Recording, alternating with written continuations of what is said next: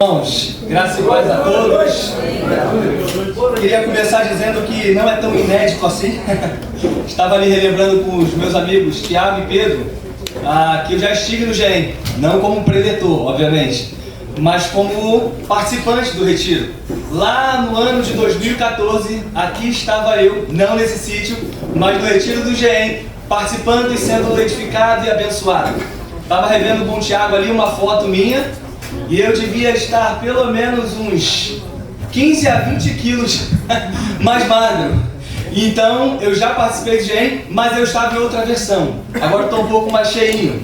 E aí, a pergunta que talvez você possa fazer é: o que aconteceu entre o Felipe de 2014 magrinho e o Felipe de 2026 mais cheinho? Um grande amor entrou na minha vida. Eu casei. Você casa, né? Não tem jeito. Então, algo transformou a minha vida. Eu sou casado com a Larissa, tenho duas filhas, duas lindas princesas, Laura e Alice, e tenho meu filho do coração que está ali, o Pedro, ao lado do meu amigo Tiago, e nós estamos muito felizes de estar aqui com os irmãos. Eu sou pastor, pela graça de Deus, na Igreja Batista Central em Cerâmica, lá em Nova Iguaçu. Quem estiver por Nova Iguaçu um dia, não tiver culto na sua igreja, você está convidado a cultuar conosco lá na IBCC. Amém, meus irmãos? Amém. Sem mais demoras, convido os irmãos a abrir a palavra de Deus em 1 Coríntios capítulo 15. 1 Coríntios capítulo 15 é o texto que nós olharemos essa noite, e nós pensaremos sobre a ressurreição de Cristo Jesus como o pilar da nossa fé. 1 Coríntios capítulo 15 é o texto que nós leremos.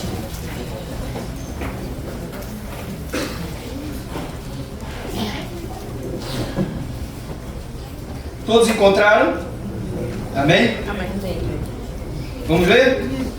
1 Coríntios capítulo 15, versículo de número 14 a 19.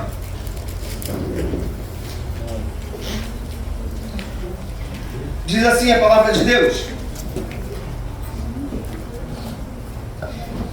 e se Cristo não ressuscitou, inútil é a nossa pregação, como também é inútil a fé que vocês têm. Mais que isso, seremos considerados falsas testemunhas de Deus, pois contra Ele testemunhamos que ressuscitou a Cristo dentre os mortos. Mas se de fato os mortos não ressuscitam, Ele também não ressuscitou a Cristo. Pois se os mortos não ressuscitam, nem mesmo Cristo ressuscitou. E se Cristo não ressuscitou, inútil é a fé que vocês têm e ainda estão em seus pecados. Neste caso, também os que dormiram em Cristo estão perdidos. Se é somente para esta vida que temos esperança em Cristo, somos de todos os homens os mais dignos de compaixão. O nosso tema nessa noite é um dos pilares, dos grandes pilares da nossa fé. A ressurreição de Cristo é a base que nós usamos para vários argumentos que nós cremos, e nós veremos isso nessa noite. Mas a título de introdução, eu queria dizer para você que hoje você ouvirá aqui muitas informações. Você ouvirá muitos conteúdos sendo passados a vocês. Mas eu quero frisar que esse conteúdo e essas informações não podem ficar apenas na mente de vocês. Eu preciso que aquilo que será ensinado, aquilo que será falado, desça para os corações e escorra para as mãos, para que o ensinamento não seja algo que apenas encha a sua cabeça. Eu gostaria que aquilo que for pregado hoje possa encher a sua mente, mas também encher o seu coração, resultando em ações práticas, para que a sua vida após esse retiro seja transformada por um encontro com Cristo ressurreto. Quando nós lembramos do contexto de 1 Coríntios, Paulo está resolvendo diversos problemas da igreja. Quando olhamos para essa igreja, desde o capítulo 1, vemos Paulo lidando com problemas de divisões na igreja. Havia um grupo que dizia pertencer a Paulo, outro a Pedro, outro a Apolo, outro dizia, não, eu sou de Cristo e sou mais espiritual que vocês. Havia divisão, havia imoralidade sexual, havia mau uso dos dons, a igreja não estava disciplinando corretamente os membros faltosos, havia falta de comunhão, eles não sabiam lidar muito bem com relacionamentos, com a questão do casamento, eles não sabiam lidar muito bem com os dons espirituais. A ceia estava sendo usada de uma forma indevida, não para gerar comunhão, mas para gerar divisão. Esses e vários outros problemas estavam acontecendo na igreja dos Coríntios. Mas além disso, havia um outro problema que afetava um ponto central do cristianismo. Alguns irmãos estavam dizendo que não existia essa coisa de ressurreição corpórea dos crentes. Alguns irmãos estavam ensinando para a igreja que o corpo físico não ressuscitaria, que a ressurreição era algo meramente espiritual. Paulo então vai escrever 1 Coríntios capítulo 15 e dedicar todo esse capítulo a refutar essa perigosa ideia de que apenas a alma é que vai ficar e o corpo não ressuscitará. Quando nós olhamos para 1 Coríntios 15, a partir do versículo 1, nós encontramos Paulo dizendo que queria lembrar a esses irmãos o evangelho que ele havia pregado. Paulo então vai argumentar com esses irmãos que o evangelho que foi pregado a eles é um evangelho que inclui a ressurreição física de Jesus. Paulo vai dar uma lista de diversos motivos pelos quais nós cremos que Jesus Cristo de fato ressuscitou dentre os mortos. E o primeiro argumento de Paulo são as aparições. Olha comigo, 1 Coríntios capítulo 15, a partir do versículo de número 3. Olha o que Paulo diz: pois o que primeiramente lhes transmiti foi o que recebi, que Cristo morreu pelos nossos pecados, segundo as Escrituras, foi sepultado e ressuscitou no terceiro dia, segundo as Escrituras, e apareceu a Pedro e depois aos 12. Depois disso apareceu a mais de 500 irmãos de uma só vez, a maioria dos quais ainda vive, embora alguns já tenham adormecido. Depois apareceu a Tiago, e então a todos os apóstolos, e depois destes apareceu também a mim, como a um que nasceu fora do tempo. Veja, Paulo está argumentando com essa igreja que essa ideia de que a ressurreição dos crentes não é algo carnal, que a carne não ressuscitará, que a carne não será transformada, é algo perigoso. Porque se você parte do pressuposto que os crentes não ressuscitarão, Paulo vai dizer, então Jesus não ressuscitou. Então veja a lógica de Paulo. Jesus ressuscitou fisicamente. E porque Jesus ressuscitou fisicamente, nós, os cristãos, também ressuscitaremos. No versículo 20, Paulo vai dizer que Jesus é a primícia daqueles que morreram. Olha de fato, versículo 20. Mas de fato, Cristo ressuscitou dentre os mortos, sendo ele as primícias dentre aqueles que morreram. Ou seja, o argumento de Paulo é para mostrar para aqueles irmãos que crer na ideia de uma não ressurreição física era extremamente problemático. Eu gostaria de entrar aqui trazendo para vocês alguns relatos do porquê nós cremos que a ressurreição de Cristo foi uma ressurreição física, algo corpóreo. Além desses testemunhos de diversas pessoas, nós temos alguns relatos que precisam ser trazidos à mente. Esses argumentos não são meus. Esses argumentos estão em um livro que eu gostaria muito que você corresse atrás para ler. O livro é Em Defesa de Cristo, de um homem chamado Lee Strobel. Se você está com uma caneta, com seu celular, anote, pois esse livro é fantástico e ele traz ali diversas afirmações e argumentações sobre a ressurreição de Cristo Jesus. A primeira questão para falarmos sobre a ressurreição de Jesus é que, em primeiro lugar, ele morreu. Jesus, de fato, morreu na cruz. Jesus era homem, como nós. Embora também fosse Deus, ele era o Deus homem. E Jesus sofreu uma morte real na cruz. A cruz não foi um mero desmaio, a cruz não foi uma mera encenação, a cruz foi a morte brutal de um homem bom. Quando olhamos para aquilo que o Novo Testamento nos relata, vemos que os soldados romanos, pessoas que estavam acostumadas a crucificar pessoas, atestaram que de fato Jesus havia morrido.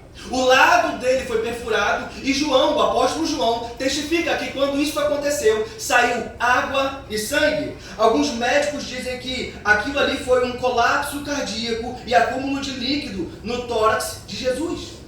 Ele não desmaiou, ele morreu de fato. Aquele homem foi extremamente açoitado.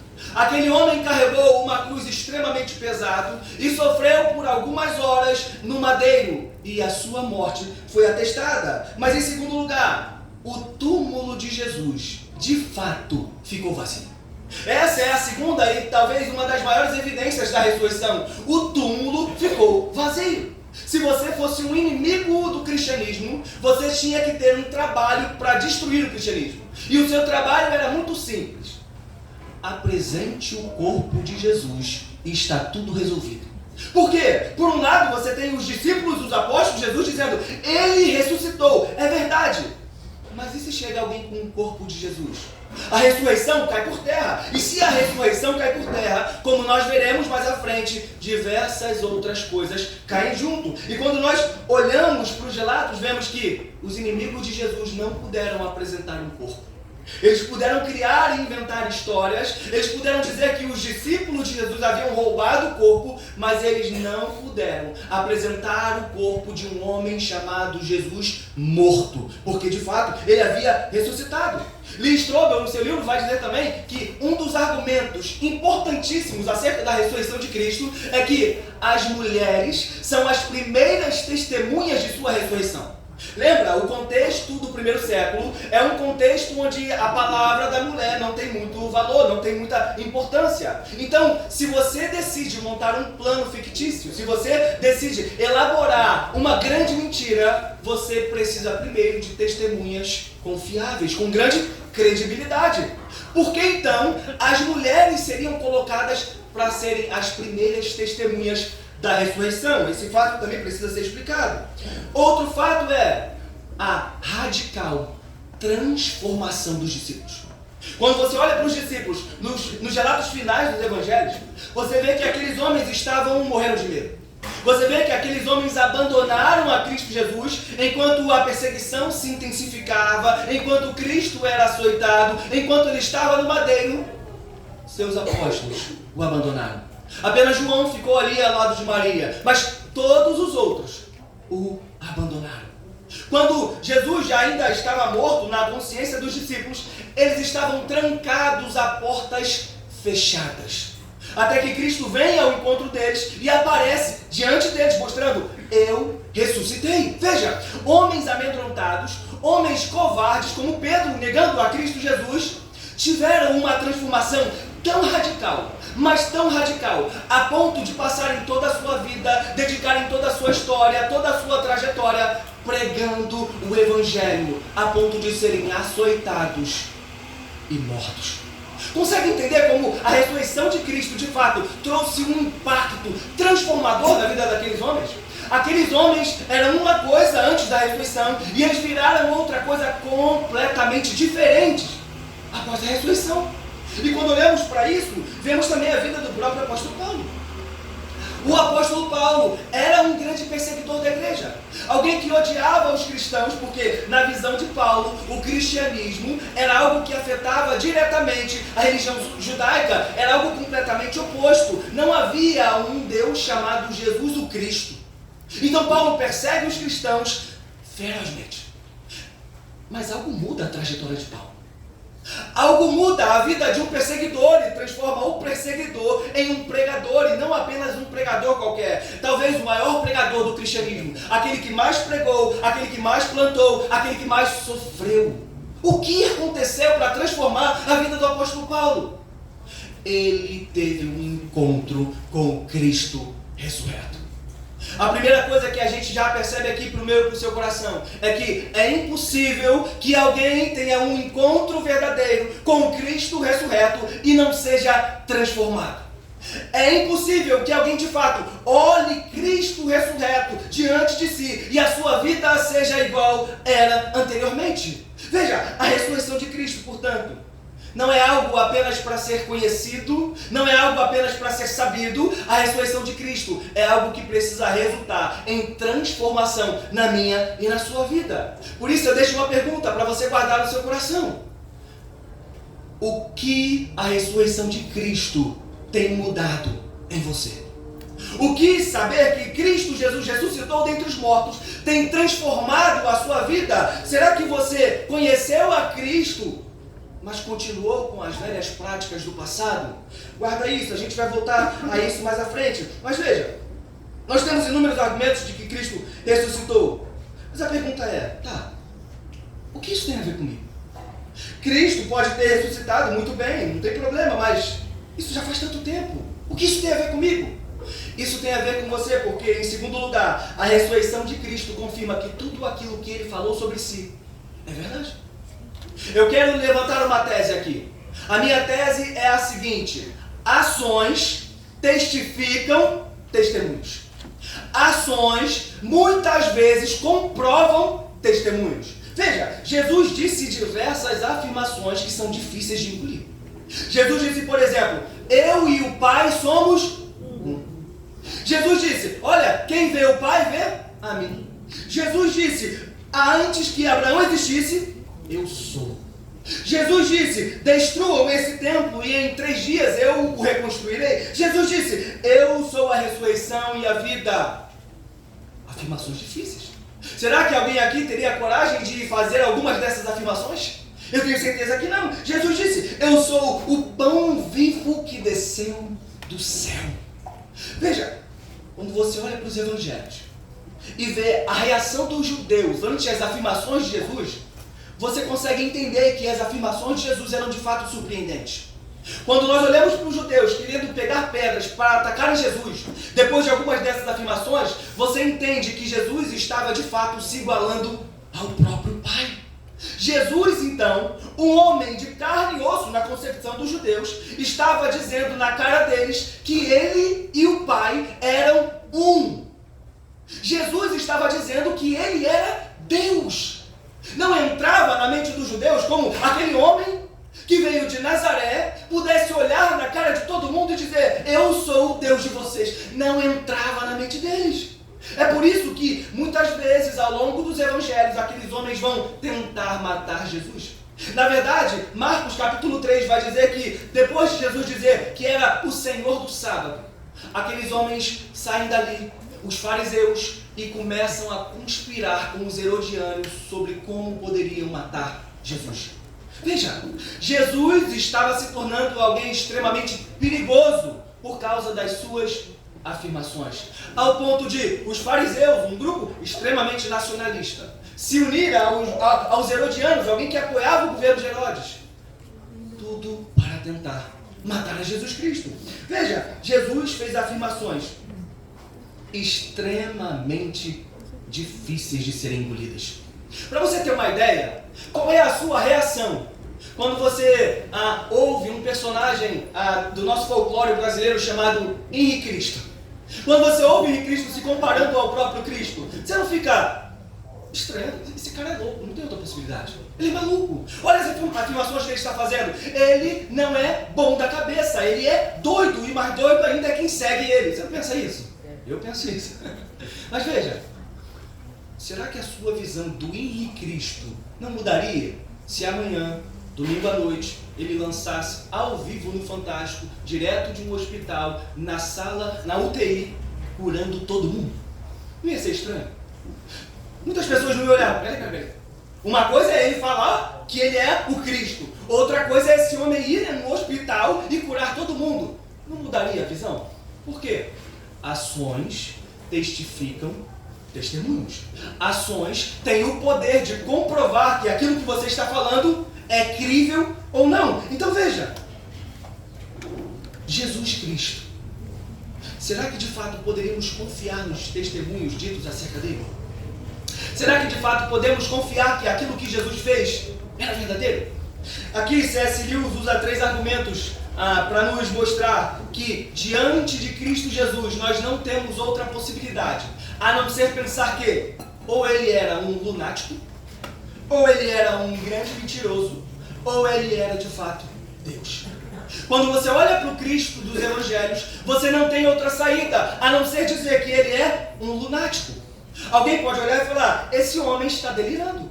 Porque esse homem, sendo um mero ser humano, alguém meramente carnal, alguém de carne e osso, está se igualando ao próprio Deus. Ele está maluco. Mas espera aí, quando olhamos para o relato dos evangelhos, vemos Jesus pregando de forma sã. Vemos Jesus refutando os maiores teólogos de sua época. Vemos Jesus atraindo a si diversas multidões. Leia o início do Evangelho de Marcos. Nós temos exposto Marcos lá na igreja no domingo à noite. E ao longo daquele evangelho, Jesus diversas vezes é apresentado como alguém que estava falando para muita gente. Grandes multidões seguiam o ministério de Cristo Jesus. E será que ninguém percebeu que ele era um lunático? Isso prova que, muito provavelmente, Jesus não era um lunático.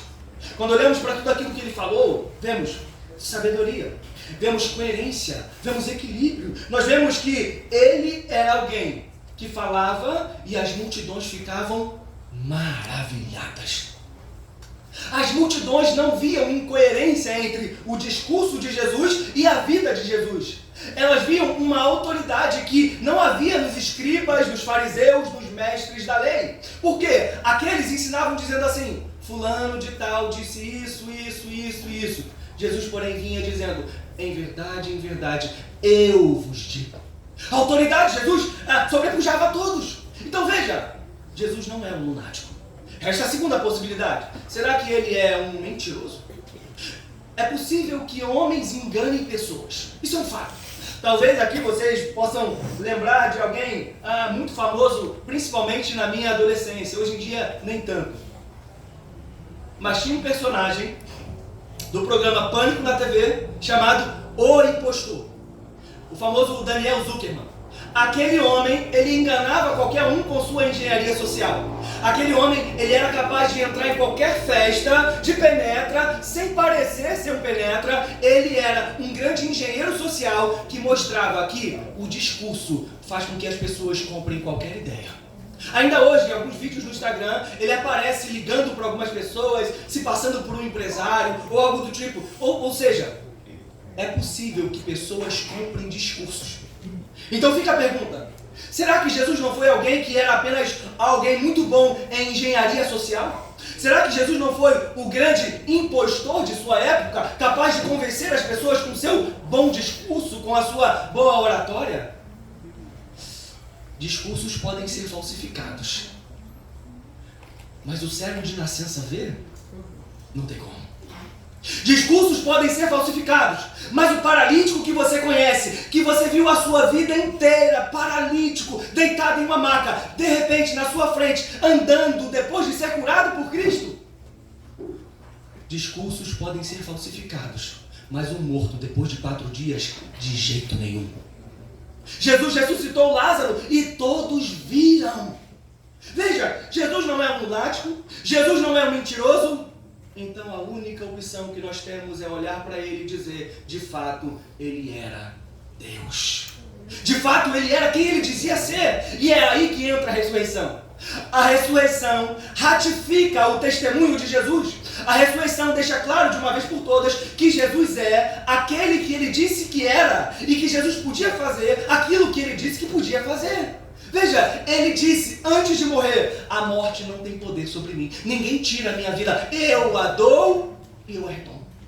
Jesus disse: destruam esse templo e eu o reconstruirei em 3 dias. Jesus, em diversos momentos, havia dito que ele vinha para sofrer, para ser entregue nas mãos dos homens pecadores. Veja, quando o Pai ressuscita o Filho, é um grande testemunho para todos que aquilo que Jesus disse era verdade. Romanos capítulo 4, versículo 1, vai dizer que o Pai, que Jesus foi ressuscitado com poder. Consegue colocar para a gente? Romanos capítulo 4, versículo 1. Portanto, que diremos ter alcançado Abraão, nosso antepassado, segundo a carne? Se de fato foi Abraão justificado pelas obras, ele tem do que se gloriar, não diante de Deus. Que diz a Escritura? Abraão creu em Deus, isso lhe foi imputado como justiça.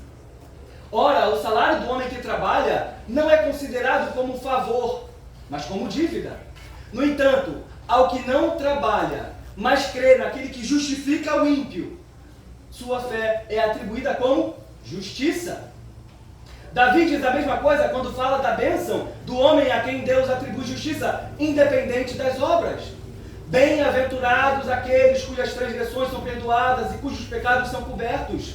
Bem-aventurado aquele a quem o Senhor não atribui pecado. Destina-se essa bênção apenas aos circuncisos ou também aos incircuncisos? Já dissemos que a fé foi distribuída como justiça a Abraão.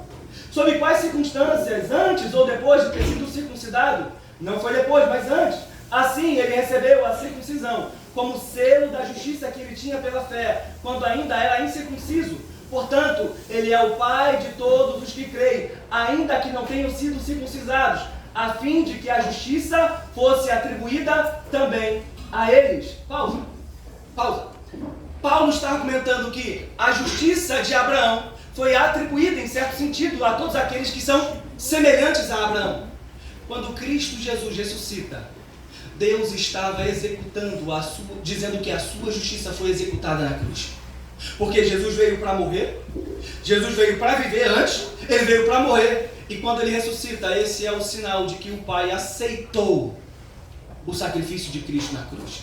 E agora, nós estamos em Cristo, e a justiça que era de Cristo foi atribuída a cada um de nós. Por isso, veja, a ressurreição de Cristo, ela comprova para nós, meus irmãos, que as afirmações dele foram afirmações verdadeiras. A ressurreição é a resposta do Pai às reivindicações do Filho. No domingo de manhã, Deus vindicou publicamente tudo que Jesus havia dito sobre si mesmo. Consegue perceber como a ressurreição de Cristo é o pilar da nossa fé? Que se Cristo não ressuscitou, a nossa fé, como diz Paulo aos Coríntios, é inútil. Se Cristo não ressuscitou, a nossa crença é vã e ainda morreremos em nossos pecados. Mas a ressurreição de Cristo também valida todas as suas afirmações, inclusive a afirmação que ele fez de que ele era o bom pastor e o bom pastor havia vindo para dar a sua vida pelas suas ovelhas. Veja, Jesus é extremamente importante. A pergunta não é se ele foi importante. A pergunta é quem ele realmente era. A grande pergunta é a sua ressurreição. O que ela nos mostra? Ela nos mostra que Jesus de fato era Deus. Ele não era apenas um líder religioso admirável. Tem muitas pessoas não cristãs que dizem: eu não acredito que Jesus era Deus, eu acredito que ele era um bom homem, que ele era um bom líder e que ele trazia boa influência às pessoas. Ninguém pode dizer isso de Jesus, pelo menos não do Jesus dos evangelhos, porque um bom homem não sai por aí dizendo que é Deus. Um bom homem não sai por aí colocando esperança de salvação eterna no coração das pessoas, sendo algo como ele não pode fazer. Não. Ninguém pode dizer que Jesus foi um bom mestre, a não ser que junto disso diga, ele era o próprio Deus encarnado. Veja, a ressurreição de Cristo, portanto, ela garante para nós que Jesus Cristo, de fato, era Deus e ele tinha autoridade para dizer e fazer tudo que ele fez. Mas em terceiro lugar, a ressurreição de Cristo mostra que ele completou a obra que ele veio realizar. Jesus, desde o princípio dos evangelhos, ele já havia deixado bem claro para todos nós que ele havia vindo para nos substituir. Tem um exemplo muito interessante. Quando Jesus vem para ser batizado por João Batista. Você lembra da figura de João Batista? Aquele homem que batizava no Rio Jordão, e o texto bíblico vai dizer que ele batizava as pessoas para arrependimento de pecados. A grande pergunta que a gente faz para aquele texto é, peraí. Se João Batista batiza para arrependimento de pecados, por que Jesus entra na fila para ser batizado, se ele não tinha pecado? E aí? Se amanhã ou segunda-feira batesse alguém na sua porta e perguntasse, vem cá, você é crente? Sim, eu tenho uma pergunta para você. Por que João Batista batizou Jesus se Jesus não tinha pecado? Qual seria a sua resposta? O que você diria? Veja, desde o princípio, Jesus estava mostrando que ele havia vindo para nos substituir. Aquela cena de Jesus sendo batizado por João no Rio Jordão foi algo estranho, não somente para a gente que está de fora, mas o próprio João, quando vê Jesus vindo para se batizar, olha para aquilo e diz, peraí, como tu vai vir para ser batizado por mim? Eu é que preciso ser batizado por ti. Jesus diz, deixa assim por enquanto, para se cumprir toda a justiça. Sabe o que aquilo ali mostra para a gente? Jesus veio para assumir o nosso lugar. Jesus entrou na fila dos pecadores, embora não tivesse pecado, para que um dia eu e você pudéssemos entrar na fila dos santos, embora não fôssemos santos. Veja, Jesus Cristo entra ali e é batizado por João no Rio Jordão, e ali vem a voz do alto dizendo: este é o meu filho amado, em quem eu me agrado. Jesus veio para assumir, se identificar conosco, e ele veio para viver a vida perfeita que eu e você jamais conseguiremos viver aqui. Ele não pecou em um instante, ele viveu sempre amando o Pai em todas as ocasiões. Mas aquele homem não veio apenas para viver, aquele homem veio também para morrer. Desde o Antigo Testamento já havia sido profetizado que Jesus Cristo havia vindo para morrer. Quando você olha para Isaías capítulo 53, você vê Jesus Cristo sendo descrito ali como aquele servo sofredor. Aquele que como cordeiro mudo é levado ao matadouro. Aquele que é levado e é humilhado, açoitado, afligido e castigado pelos nossos pecados. Jesus, ao longo de todo o seu ministério dos evangelhos, e especialmente João, sabia que havia uma hora para ele. Ao longo do evangelho de João, você vai ver Jesus dizendo, ou o evangelista dizendo, porque ainda não havia chegado a sua hora. Jesus sabia que a sua missão não era apenas viver, a sua missão era também morrer. E ele morreu. Morreu a morte humilhante. Morreu uma morte cruel. Uma morte devastadora. Uma morte que aos romanos era negada. Mas a todos os outros era a morte mais vil e cruel. Como maldito de Deus, ele foi crucificado no madeiro. Jesus veio para viver? Jesus veio para morrer. Mas é a ressurreição que mostra para mim e para você que tudo aquilo que ele veio fazer por mim e por você foi aceito pelo Pai. Quando Cristo Jesus ressuscita, o Pai está dizendo, foi aceito o sacrifício de Cristo. Quando Cristo ressurge dentre os mortos, podemos jubilar, podemos nos regozijar, porque a morte não foi capaz de vencê-lo. Olhando para a vida de Jesus, nós vemos que em sua vida ele derrotou o pecado, porque ele viveu sem cometer qualquer pecado. Olhamos para a vida de Jesus e vemos que em sua vida ele derrotou o diabo, porque o diabo não foi capaz de tirá-lo do caminho, não foi capaz de impedi-lo de vir cumprir a sua missão. Mas olhando para a ressurreição de Cristo, vemos que ele derrotou a morte. Tragada foi a morte pela vitória de Cristo Jesus na cruz. Ah, meus irmãos, a morte morreu na morte de Jesus. Isso é fantástico. A morte morreu. Ela não mais tem o poder de nos matar eternamente. Ela foi vencida por Cristo Jesus. Veja, o Verbo encarnado viveu, morreu e ressuscitou para declarar para todos, de uma vez por todas, que somente nele podemos encontrar a salvação para as nossas almas. Amém. Uma das cenas da ressurreição que mais me encanta está lá em Lucas capítulo 24. Lucas capítulo 24, quando aqueles discípulos estão no caminho de Emaús. Deixa eu lembrar vocês o que está acontecendo. Em Lucas 24, Jesus já havia ressuscitado, mas aqueles dois homens não sabiam. Então haviam dois homens que estavam saindo de Jerusalém, indo para um povoado chamado Emaús. Por que eles estavam saindo de Jerusalém e indo para Emaús? O texto vai dizer que aqueles homens estavam tristes, aqueles homens estavam desapontados, eles estavam desesperançados, porque eles olhavam para a figura de Jesus e viam em Jesus o Messias. Eles olhavam para a figura de Jesus e viam em Jesus aquele prometido que libertaria o povo judeu das garras do Império Romano. Mas agora, dizem eles, já é o terceiro dia que ele morreu. Algumas mulheres até disseram que não viram o corpo dele, tudo bem, mas a gente não acreditou muito. Já é o terceiro dia. Nós estamos voltando para Emaús. Por quê? Porque ainda não haviam visto o Cristo ressurreto. Mas sabe o que é interessante? Aqueles homens haviam deixado Jerusalém e estavam indo para Emaús. Por quê? Haviam crido em promessas que nunca foram feitas. Eles acreditavam que o Messias era um Messias político. Eles acreditavam que o Messias era alguém que viria para destruir o Império Romano. Mas não. Jesus não veio para destruir o Império Romano. Jesus veio para destruir o pecado. Jesus veio para destruir as obras do diabo. Jesus veio para derrotar a morte. Mas eles não sabiam. Veja, existe um grande perigo em crer em promessas que nunca foram feitas por Deus nas Escrituras. Cuidado com esse perigo. Cuidado quando o seu coração cria falsas expectativas acerca do que você acha que Deus tem que te dar. E que se Ele não te der, Deus está errado e você vai abandoná-lo. Cuidado, porque falsas expectativas, falsas promessas te tiram de Jerusalém e te levam para Emaús. Será que há alguém aqui nessa noite com o coração longe de Jerusalém e querendo voltar para Emaús?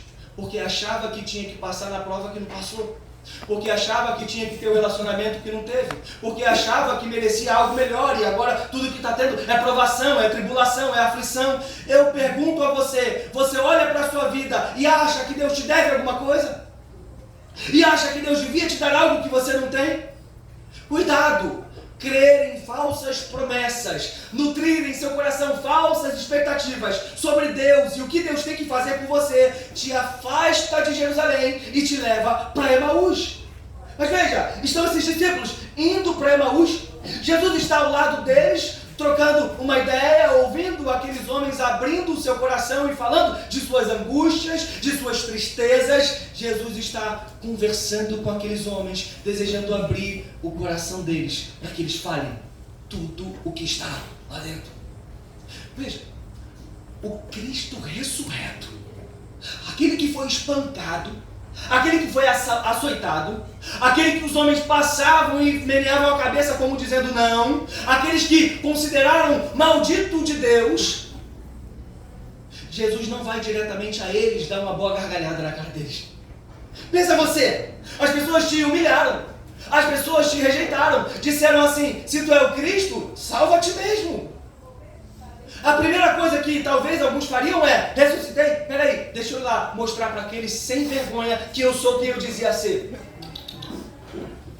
Jesus ressuscitou. Ele tem 1 zilhão de coisas para fazer, mas ele decide colocar o pezinho glorificado no chão e caminhando junto daqueles homens por cerca de 13 quilômetros por causa do coração de 2 ovelhas. O Cristo ressurreto veio para nos mostrar que o Pai aceitou a sua obra e que, de fato, nenhuma de suas ovelhas seriam perdidas. Ele vai até aqueles homens e Jesus quer ouvir do coração deles aquilo que eles têm a dizer. Jesus quer que você coloque as suas falsas expectativas para fora. Jesus quer que você coloque as suas falsas esperanças para fora. Jesus quer ouvir de você, você dizendo, eu achava que eu merecia isso, eu achava que o Senhor tinha que fazer isso, eu achava que era assim, que tinha que ser assado. Ele quer que você coloque para fora, para só então poder corrigir as suas falsas esperanças, as suas falsas expectativas. Mas veja, até aqui aqueles homens não sabiam que Jesus era Jesus. O texto vai dizer que eles continuam caminhando e quando eles chegam na entrada da cidade, Jesus faz como quem vai passar adiante e aqueles homens vão virar. Eles olham para Jesus e dizem, olha, fica conosco, vem, já se faz tarde, vem, fica conosco mais um pouco. O texto bíblico vai dizer que Jesus entra naquele povoado, entra na casa daqueles homens e então decide ter ali uma refeição com aqueles homens. E quando Jesus parte o pão, o texto bíblico vai dizer que os olhos deles foram descobertos e então eles puderam enxergar quem estava diante deles. Eles olham um para o outro e dizem, olha, não nos queimava o coração enquanto conversávamos com ele no caminho. O coração daquelas ovelhas estava queimando, porque Cristo estava expondo as Escrituras àqueles corações. 2 ovelhas foram restauradas. Mas sabe o que acontece? A história não acaba ali. A gente pode olhar essa história e falar, nossa, olha como Jesus restaurou a fé daqueles homens e agora eles vão viver felizes para sempre em seu povoado chamado Emaús.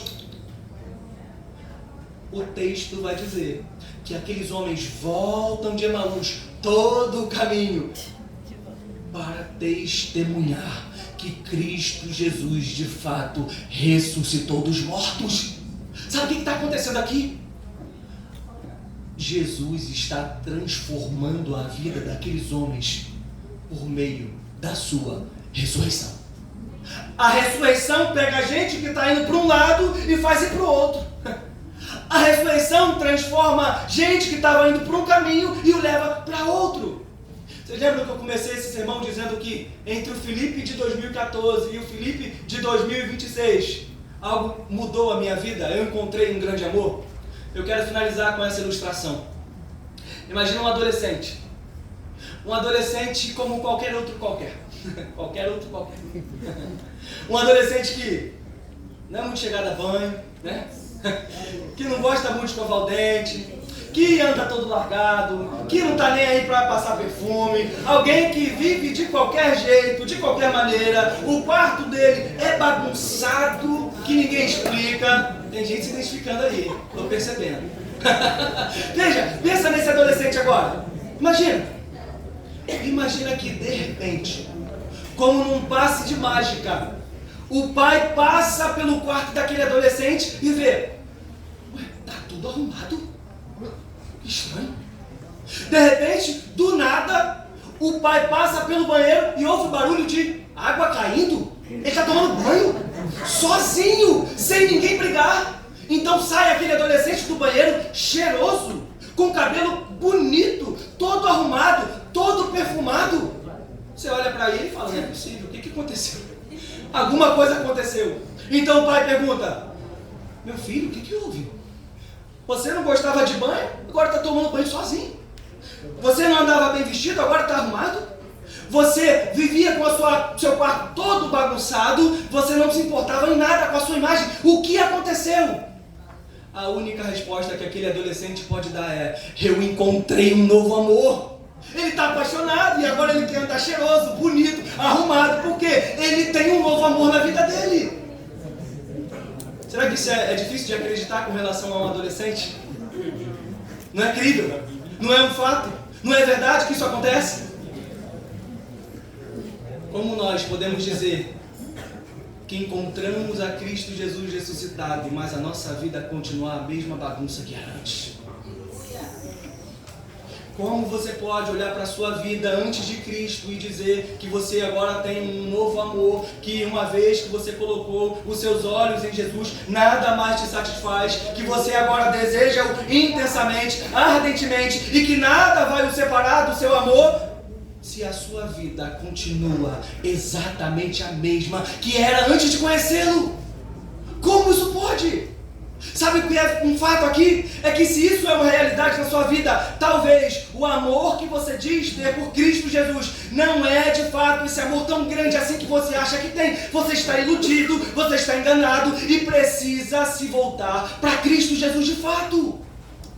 Olha para a sua vida. Veja qual é a transformação que o Cristo ressurreto provocou em você. Você é o mesmo que era antes. Ah, meu irmão, o Evangelho de Jesus Cristo precisa causar transformação na sua vida.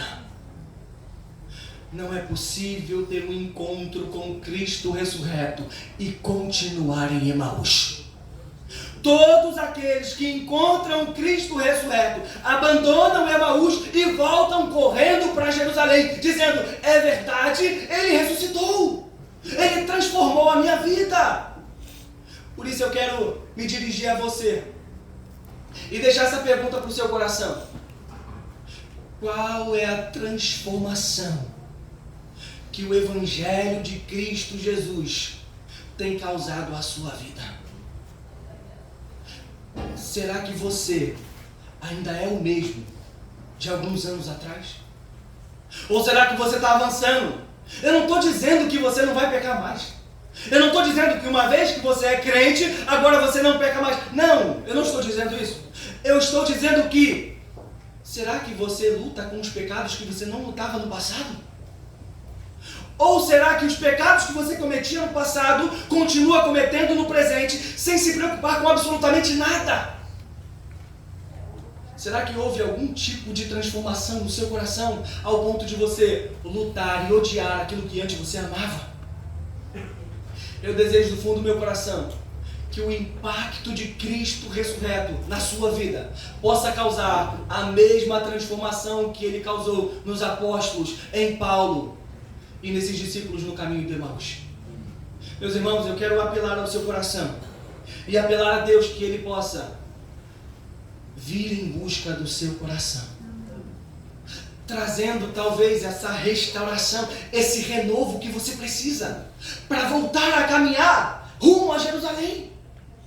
Eu oro a Deus pedindo que, se há alguém aqui nessa noite que está decidido a voltar para Emaús, que se arrependa e veja que Jerusalém é o lugar para se permanecer, lá é o lugar onde os discípulos de Cristo estão, lá é o seu lugar. Eu oro a Deus pedindo que a minha e a sua vida seja sempre transformada por aquilo que Cristo fez em sua vida, morte e ressurreição. Curve a sua cabeça, vamos orar. Pai amado e querido Senhor, obrigado, Pai, por essa noite. Obrigado porque nós ouvimos aqui um pouco da Tua palavra. Pudemos testificar que de fato Jesus morreu, de fato o túmulo ficou vazio, de fato Cristo ressuscitou, ó Deus. Nós vimos que isso transformou a vida de muitas pessoas, ó Deus, que foram testemunhas da ressurreição de Cristo Jesus. Mas nessa noite nós estamos aqui apelando para que essa mesma transformação possa encontrar, ó Deus, abrigo, morada em nossos corações, ó Pai. Que o Cristo ressurreto não seja algo apenas de conhecimento ou apenas um fato a ser conhecido, mas que de fato possamos olhar para Ele e ter as nossas vidas completamente transformadas, ó Deus. Pai amado e querido, se há algum irmão, alguma irmã que por algum motivo, ó Deus, está desanimado, por algum motivo está abatido, por algum motivo está pensando em, depois desse retiro, deixar de seguir a fé cristã, Senhor, eu peço que Jesus Cristo, o ressurreto, tenha um encontro genuíno no coração dessa pessoa e mostre que Emaús não é o caminho, mas é sim Jerusalém, ó Deus.